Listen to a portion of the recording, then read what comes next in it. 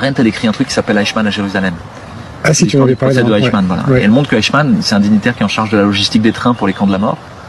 Et il est rapté par Tsahal en Amérique du Sud pour faire un procès retentissant devant les journalistes.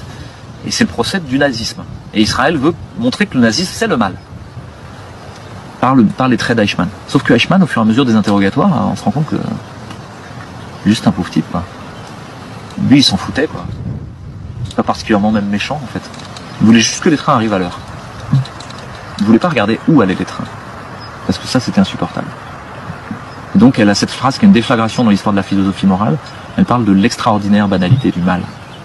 Et en fait, le totalitarisme n'arrive que à cause de cette extraordinaire banalité du mal. Parce que des gens refusent de regarder où vont les trains. Aujourd'hui, quand des gens se font les porte-voix du gouvernement et répercutent les propos de la propagande en disant « il faut se faire vacciner, il faut se faire vacciner ». Mais où va le train?